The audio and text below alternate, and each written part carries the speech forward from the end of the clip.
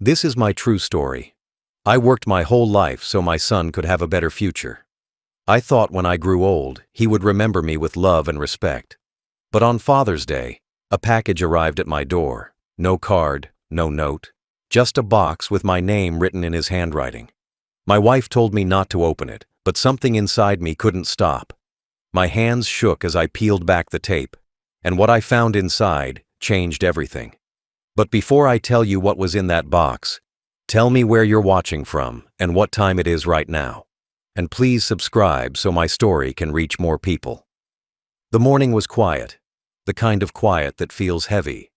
The house smelled of dust and weak coffee. The old clock on the wall ticked slow, like it was tired too.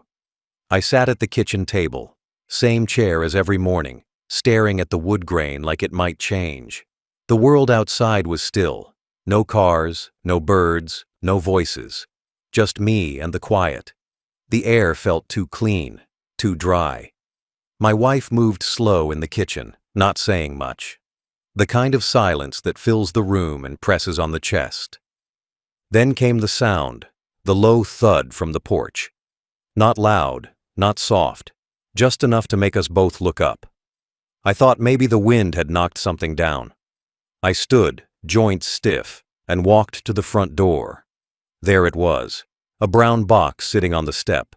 Medium size, plain, no decoration, no bow, no mark of kindness. Just cardboard and tape. My name written on top in black ink, bold, hard, like someone pressed too long with the pen. The handwriting was familiar but strained. It looked like my son's. I stared at it for a while, not moving.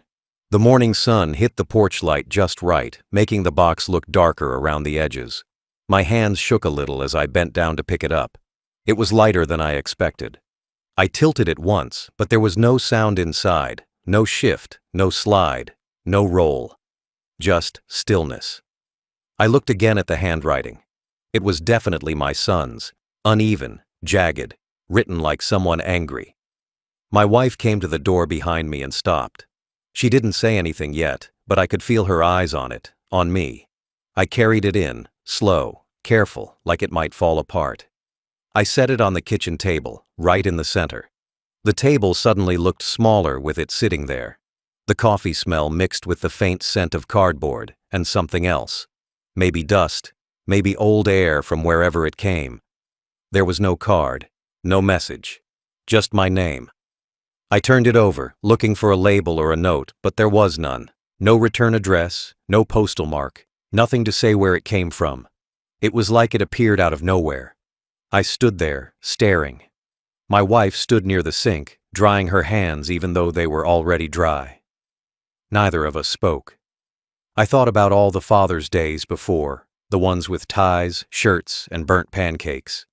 Then the ones after, with silence, no calls, no visits, just another day. But now there was this box. I didn't know what to make of it. My heart felt strange, not happy, not scared, just full. Too full.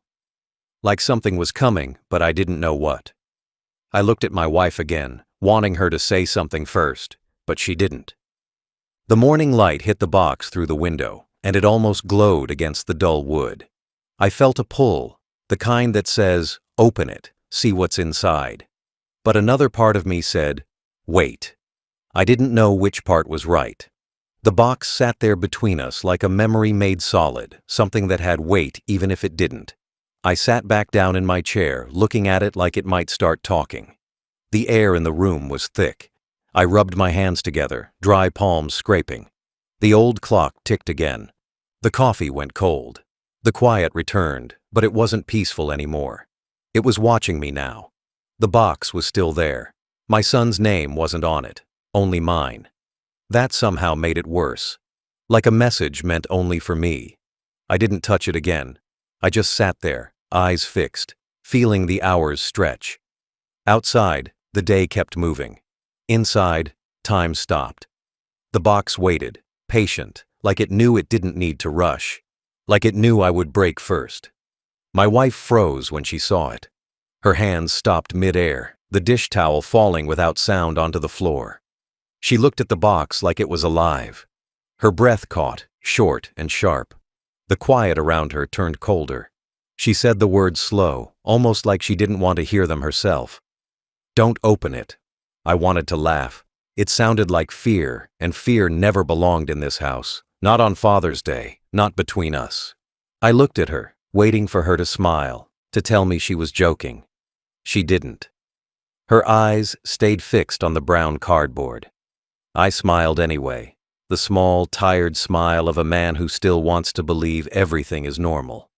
But the smile didn't reach my eyes. She stepped back, one slow step at a time, until she was standing near the counter, away from it. I noticed her hands trembling slightly, not enough to show weakness, but enough to show truth. The air between us felt stretched thin. I wanted to say something, a joke, maybe, something to make the moment smaller. But the words wouldn't come. I looked again at the box. The tape across the top was uneven, layers upon layers, like someone had sealed it too many times. My name was still there in thick black ink, the letters hard and angry. My wife whispered again, softer now. "Call someone." I frowned at that. Who would I call? It was just a box. From our son. The same son we hadn't seen in years. The same son who'd vanished with our trust and our peace. I wanted to believe it was something harmless. Maybe a card, maybe a letter, maybe even a small gift trying to say sorry without saying the word. But the longer I stared, the more wrong it looked. The ink wasn't clean. The strokes were heavy, like my son had written through tears or rage. My chest grew tight. I leaned in a little closer. There was no return address, no number, no city, nothing. Just our home written clear, like the sender knew it by heart. I swallowed hard. My wife reached out, touched my arm gently, and then pulled back as if the contact itself burned. I could see the memory flicker in her eyes, the last time we had seen him, the shouting, the slammed door, the words that could never be taken back. I blinked it away, but it stayed, living in the corners of my mind like dust that never leaves. I turned the box again, slower now, careful, studying every corner. I noticed small dents, fingerprints maybe, faint smudges near the tape. Nothing dangerous, not really, but strange enough to make my stomach twist. I set it down again. My wife whispered, "Please don't touch it." I wanted to tell her she was overreacting. I wanted to tell her everything was fine. But my voice didn't move. It stayed stuck somewhere deep in my throat. I looked out the window. The sky was pale. The street was empty. The world looked too calm, too unaware of what sat on our table. I felt something cold move through me, like a thought I couldn't shake. I imagined my son's hands taping the box shut. Imagined the eyes that had once looked up at me with trust, now filled with something darker. I pushed the image away, but it clung like smoke. My wife picked up the phone, then set it down again. Her fingers hovered above it, uncertain. The sound of the clock filled the silence again. Tick, tick, tick, loud and slow. I could hear my own heartbeat under it. I rubbed my palms against my knees. The box didn't move, didn't change, but somehow it felt closer, like it was listening. I thought of what my wife had said. Call someone. I thought about how her voice had broken a little when she said it. Maybe she wasn't wrong. Maybe there were things a man shouldn't try to face alone, even if that thing was wrapped in brown paper and tape. I didn't know what scared me more, what might be inside or what might not. I looked at her one last time, her eyes wide and wet, and said nothing. The silence said enough. I hadn't spoken to my son in years. The silence began like a crack, small and quiet, then spread until it split our family apart. It had been years since his voice filled the house. Years since laughter from the back room. Years since footsteps down the hall. Now it was just two old people and the echo of what used to be a family. I remembered the first time things went wrong. Small things, missing money, broken trust, excuses that sounded too easy. Then came the bigger things. The lies, the fights, the shouting that turned into something worse. My son was bright once, full of plans. He built engines in the garage, fixed radios, talked about the future like it was already his. But something changed. Something got lost. Maybe it was the friends he made. Maybe it was the things he started to take. Maybe it was what the world gave him that he couldn't handle. No one ever knew where it started, only where it ended. The court dates came first, long days in cold rooms. I sat there, watching my boy sit in front of strangers who spoke like they knew him better. My wife cried through every word. I didn't. I couldn't. I had to be the one to stand still, the one to hold the line. I told myself it was for my son's good. That punishment meant learning. But years later, I would wonder if it only taught him distance. Then came the rehab visits, the letters that stopped coming, the promises that fell apart the next week. Hope became a habit that hurt more than it helped. I kept every note, every apology, every scrap of handwriting that said, "I'll do better." But they were all the same handwriting, the same loop, the same end. Until even the lies stopped, and there was just nothing. The night he stole from my shop was the last night. Tools, old coins, things that weren't worth much but meant something. I remembered the noise, glass breaking, the sound of running feet, the soft hum of the streetlight outside. I remembered stepping out to see the open door, the cash box empty, the world quiet again. I didn't call the police that night. I just waited. But no one came back. When the sun rose, I told my wife it was over. "He made his choice," I had said. She didn't answer then either. She just looked at me, eyes wide, full of something that wasn't anger, wasn't grief, something worse. Maybe disappointment, maybe blame. I hadn't known which. The last words we shared weren't meant to be last. They were shouted, angry, filled with everything we didn't mean and everything we couldn't stop ourselves from saying. I can still hear them sometimes, sharp and clear, like echoes that never faded. "You're not my son. You're dead to me."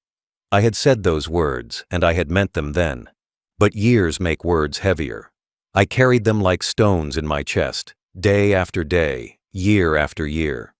Sometimes I'd pick up the phone, almost dial, then put it back down.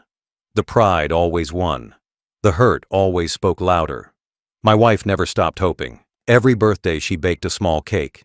Every Christmas she left an empty chair at the table. But nothing changed. No calls, no visits, no letters. Until today.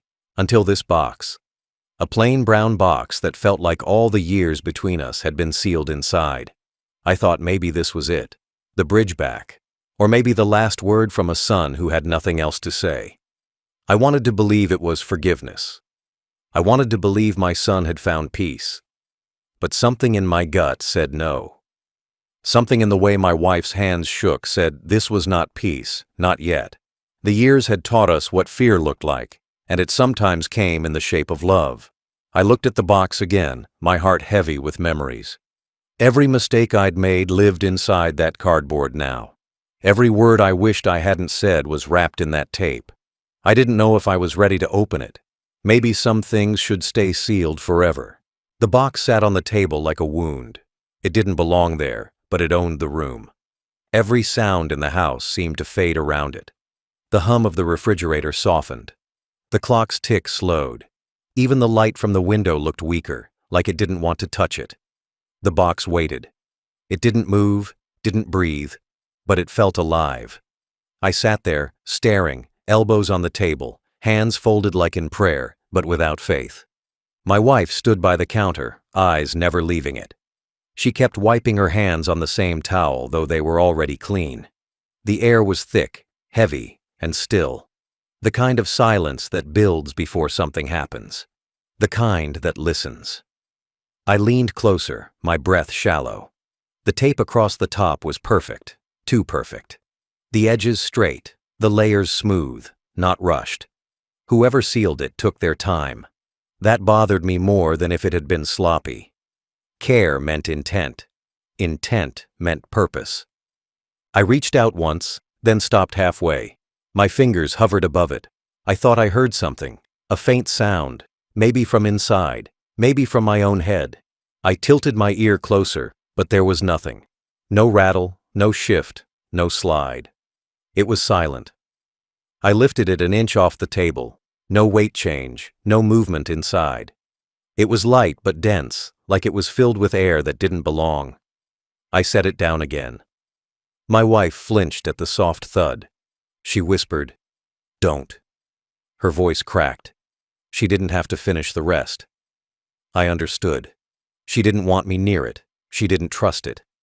Maybe she didn't trust our son. Maybe she didn't trust the years that had passed between us. I didn't answer. I just looked at the box again, studying every line, every fold, every shadow. It reminded me of the night we got our last call from the rehab center. The voice on the phone had said, "He left." Just that. No goodbye, no reason, just gone. This felt the same. Empty, but loud. I pressed my palm flat against the table, steadying myself.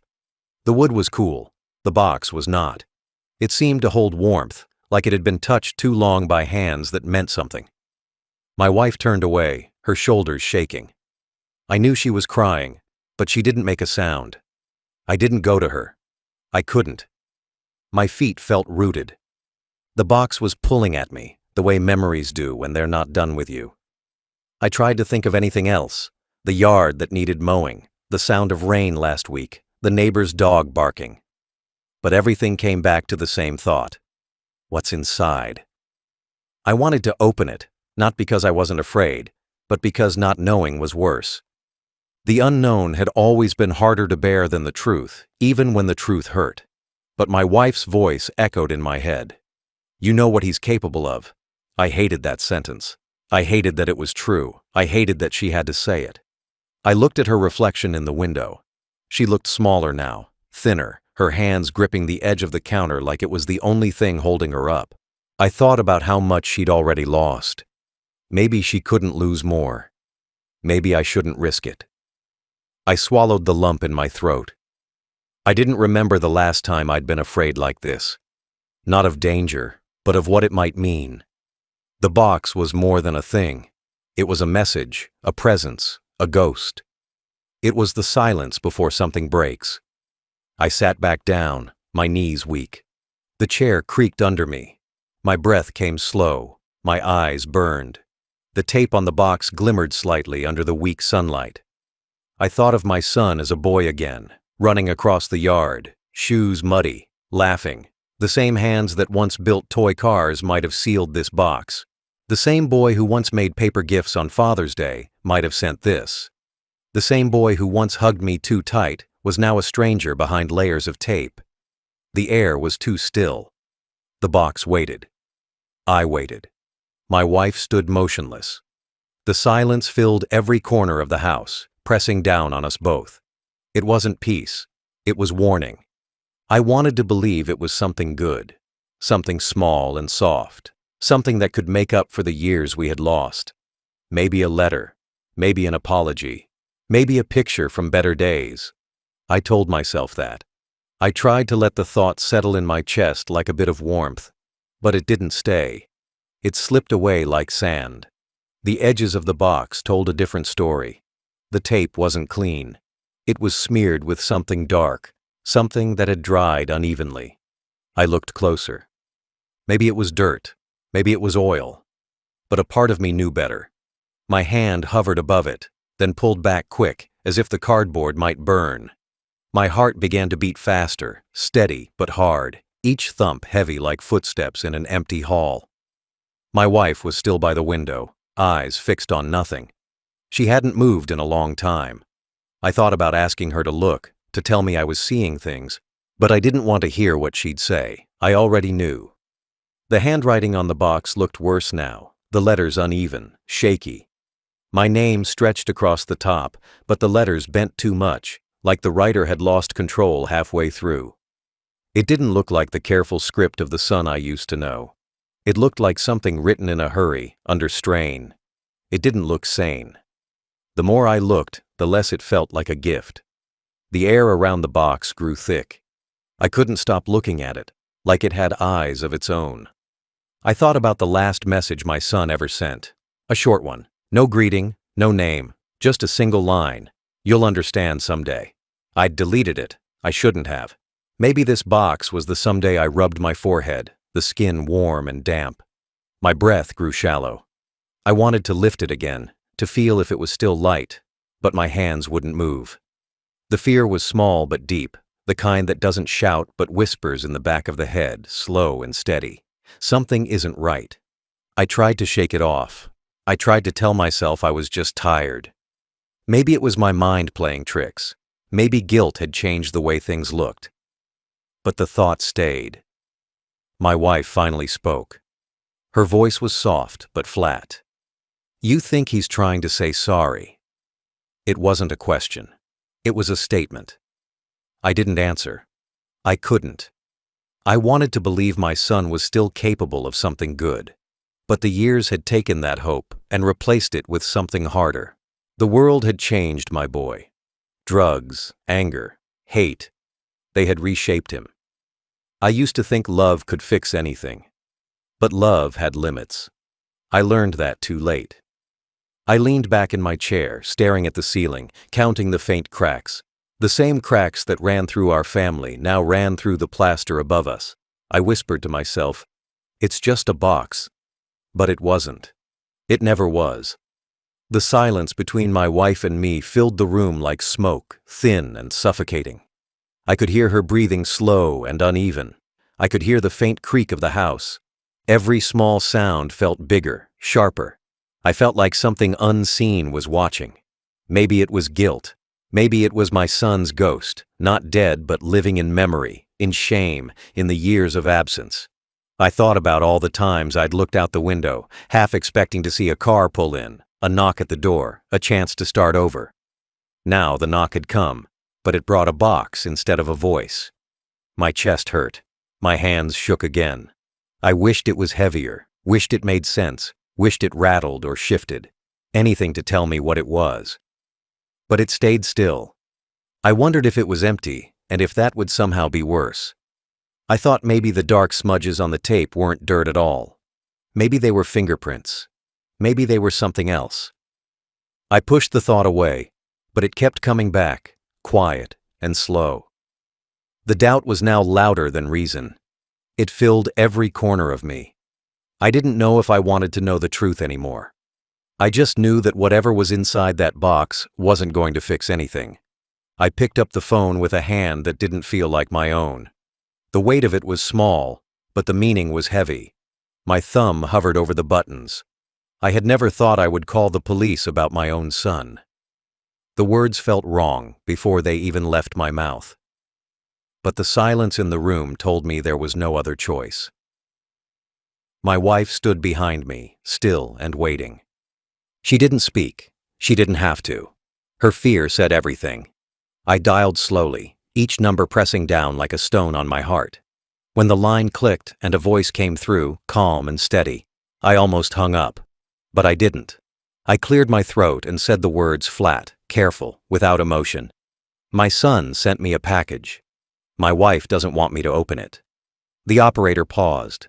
Just a second of quiet, but it was enough to make the world stop. Then came the voice, still calm, but tighter now. "Sir, stay where you are. We're sending someone over." I didn't argue. I just said, "Okay." The phone felt heavier now. I set it down on the table beside the box. The click of plastic on wood was louder than it should have been. My wife turned her face away, her shoulders shaking. I didn't go to her. I didn't move. I just sat there, eyes fixed on the box, waiting for the sound of sirens. My heart beat slow but deep, each thump echoing in my ears. The air grew colder. I could hear the wind outside, faint and steady, moving through the trees. Every second felt stretched too long. I thought about what I had just done. Called strangers to come into my home, to look at something sent by my own blood. I tried to tell myself it was the right thing, that it was about safety. But inside, it felt like betrayal.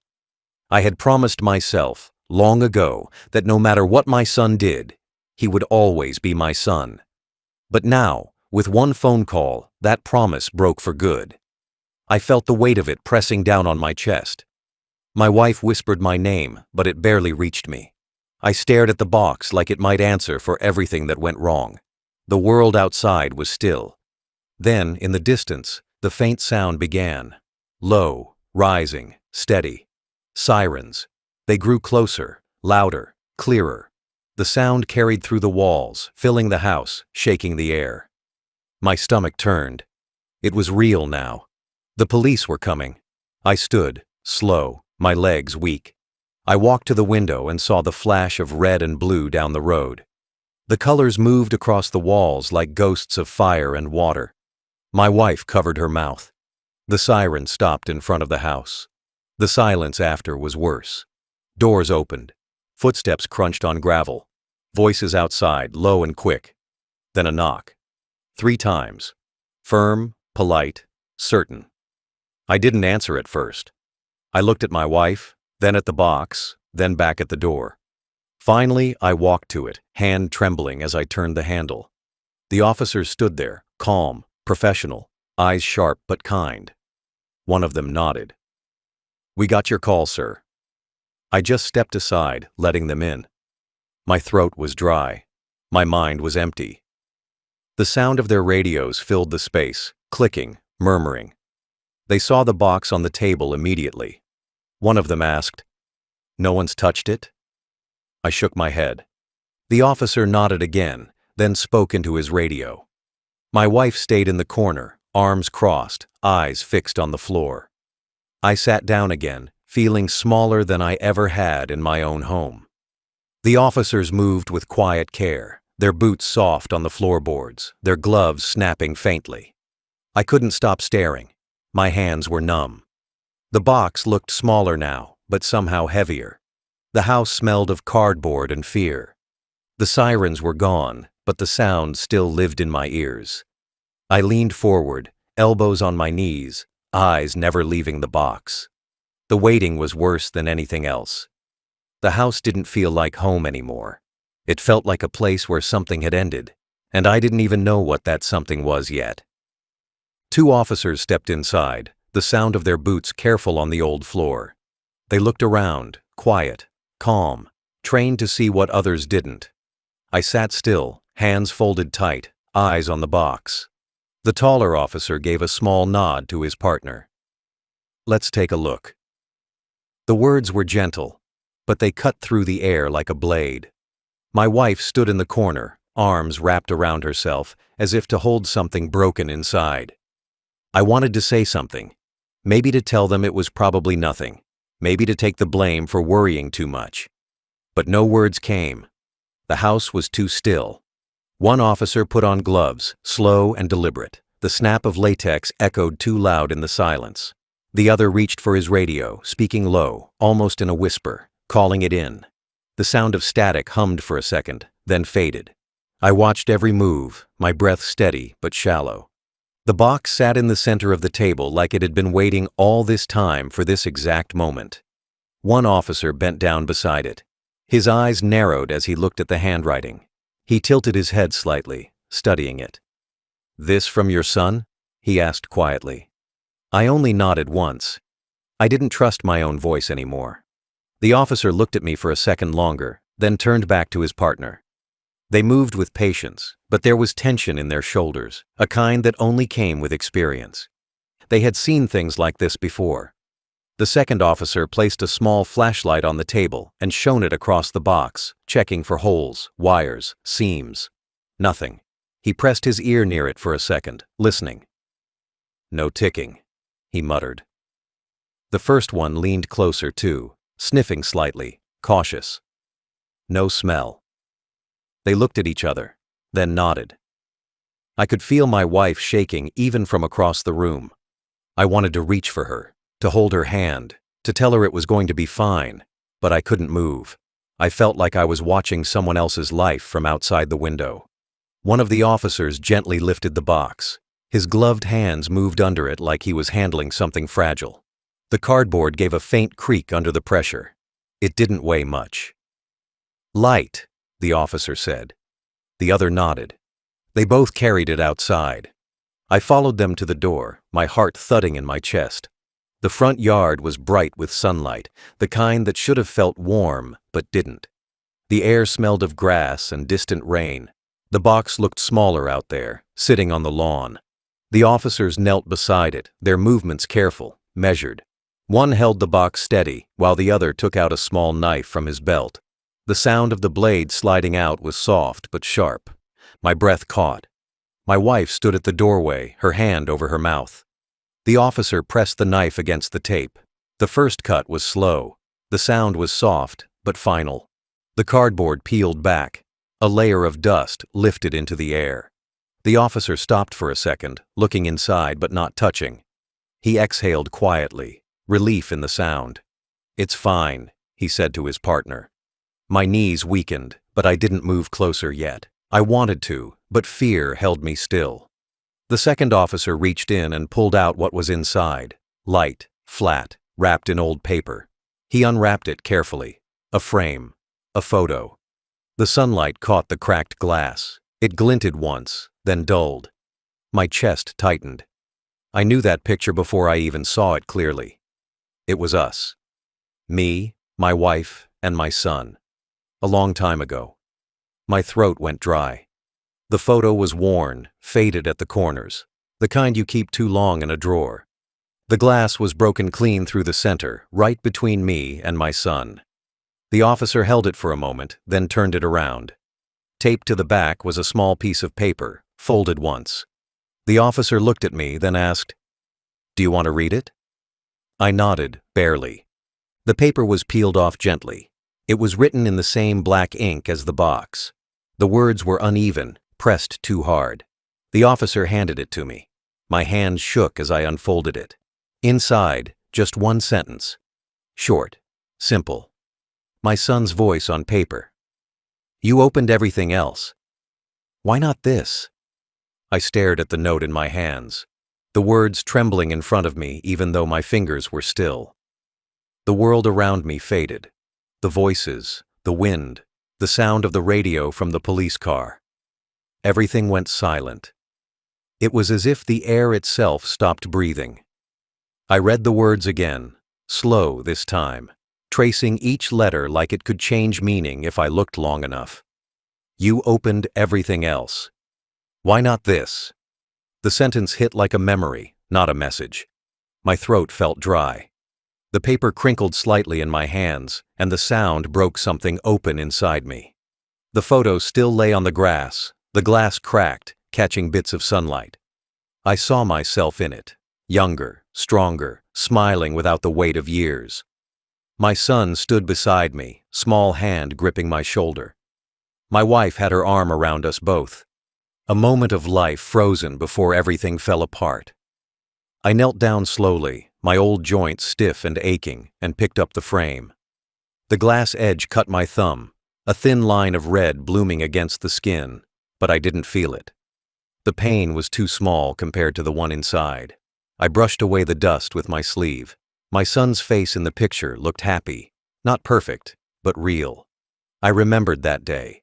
The smell of barbecue, the sound of the radio, the way my boy had laughed when the dog stole food from the table. That was before the anger, before the shouting, before the words that built walls instead of bridges. The photo was a ghost of a day that once meant something, and now it sat broken, returned like an accusation. I could feel the eyes of the officers on me, quiet and watchful. One of them said softly, "It's safe, sir." Safe. The word didn't fit. Nothing about this was safe. The danger wasn't in the box. It was in the meaning. I looked at the note again. My son's handwriting. The loops uneven, the pressure deep, the pen almost tearing through the paper. The words weren't just angry. They were tired. Tired like someone who had carried too much for too long. "You opened everything else. Why not this?"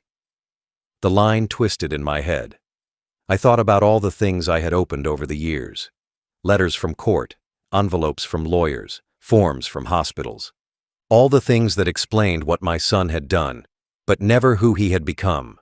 I had opened them all, read them, signed them, and then shut the door each time. Maybe that was what my boy meant. Maybe he wasn't talking about the box. Maybe he was talking about himself, the life I refused to open, to understand, to see. The thought hit hard, like a truth that had been waiting years to be spoken. I blinked, but the tears didn't fall yet. I wasn't sure I had any left. My wife finally stepped forward, slow and small, her face pale. She saw the photo in my hands, the blood on my thumb, the note lying open on the ground. She didn't speak. She didn't need to. I saw the same thought in her eyes, that this wasn't forgiveness, wasn't peace, wasn't a threat. It was something else. A reminder. A wound reopened on purpose. I felt my heart beating in my throat. I looked up at the officers, both now silent, unsure if they should say more. One of them picked up the empty box and folded it shut, as if to end it. But it wasn't over. The box had done what it was meant to do. It had made me remember. It had made me see. I looked down again at the photo, at my son's face trapped under cracked glass, smiling in a world that no longer existed. I whispered something, but even I couldn't hear it. Maybe it was a name. Maybe it was sorry. The note fluttered in the breeze and landed against my shoe. The ink caught the sunlight for a second before fading dull again. You opened everything else. Why not this? The words sank deeper this time, into the part of me that still wanted to believe I could have done better. My eyes burned. The house behind me felt far away now, the yard too quiet, the day too long. I stood there with the photo in my hands, the note at my feet, and the truth pressing down on my chest. The kind of truth that doesn't break loud, but breaks slow, from the inside out. I felt nothing at first. It was like my body forgot how to react, how to feel, how to breathe. The world around me kept moving, but inside, everything stopped. The colors faded, the sounds blurred, and all that was left was the dull weight in my chest. I stood there with the picture pressed to my stomach, my hands shaking, my fingers stained with a small smear of blood. I stared at the photo until it became just shapes, 3 people caught in a moment that didn't belong to them anymore.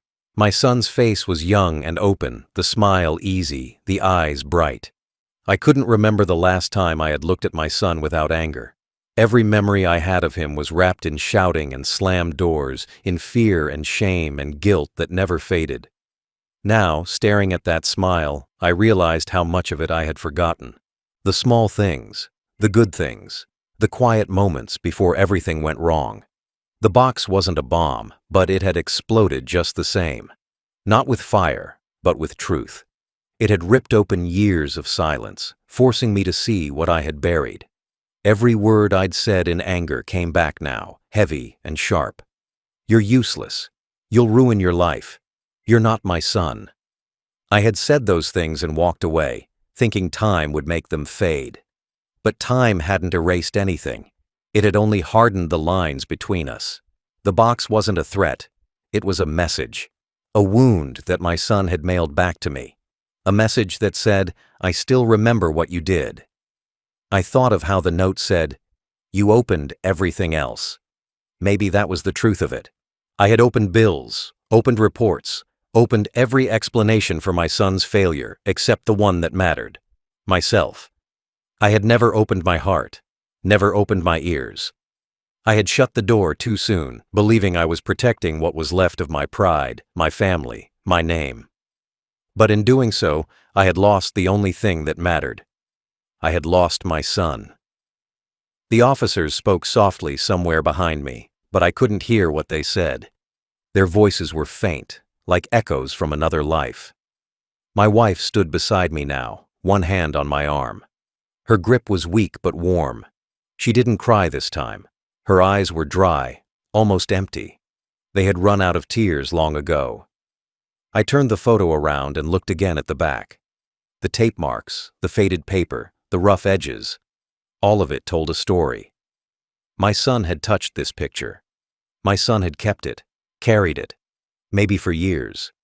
Through the chaos, through the loneliness, through every dark night, he had held on to this piece of family. That meant something. It meant that even after everything, some part of him still cared, still remembered, still wanted to be seen. My knees bent slightly as I sank onto the grass. I sat there, old and tired, holding the photo like it was alive. The sunlight hit my face, warm and cruel. I could feel every heartbeat, slow and deliberate, echoing the words I could no longer say out loud. I'm sorry. It was too late for the words to matter, but I said them anyway, in my head, over and over. I wondered where my son was now. If he was alive. If he was somewhere watching this unfold. If he had wanted forgiveness, or just wanted me to feel what he had felt, confusion, regret, pain. I couldn't tell. But I knew one thing. This wasn't about hate. This was about memory. My son hadn't forgotten. Neither had I. The years between us had turned into walls, but even walls could crumble when the right thing touched them. This box was that thing. Not a gift, not revenge, but a mirror. A reflection of everything I didn't want to face. I looked at the photo again. The broken glass caught the light in a way that made it look almost whole, like the cracks were trying to form something new. I thought maybe forgiveness didn't come in words. Maybe it came like this, sharp, painful, and late. I held the frame tighter, pressing it to my chest until the edge dug into my skin. I wanted it to hurt. I needed it to. Because pain meant I still cared. Pain meant there was still something left inside me. For the first time in years, I whispered my son's name, and the sound broke the silence like a prayer that had waited too long to be said. The police left. Their cars rolled away slow, the sound of gravel fading into the distance until the road went silent again. The flashing lights disappeared first, then the faint hum of engines, then nothing. Just air. Just stillness.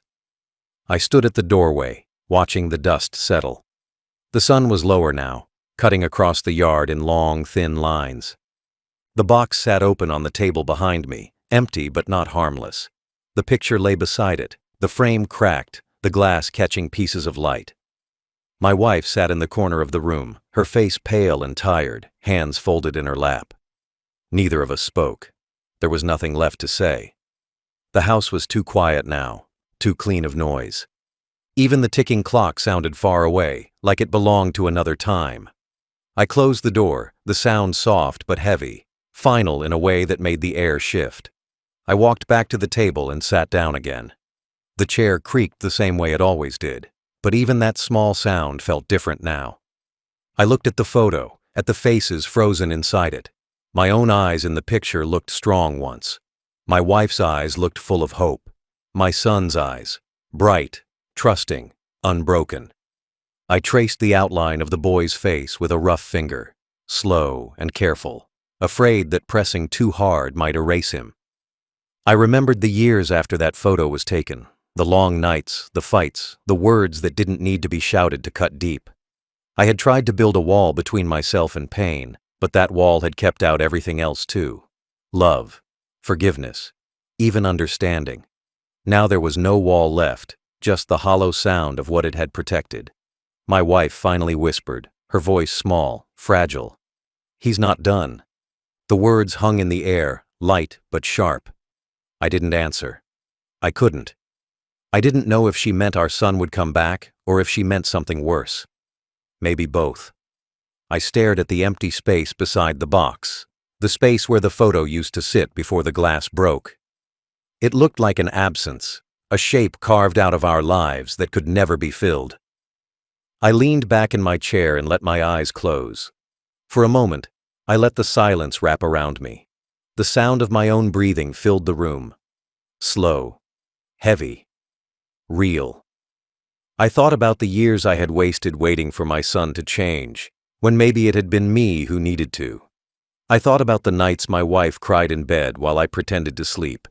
I thought about every unopened letter, every ignored call, every chance I had to fix things and didn't. The picture on the table was proof of a life that once made sense. The box beside it was proof that time doesn't erase what we try to forget. I opened my eyes again.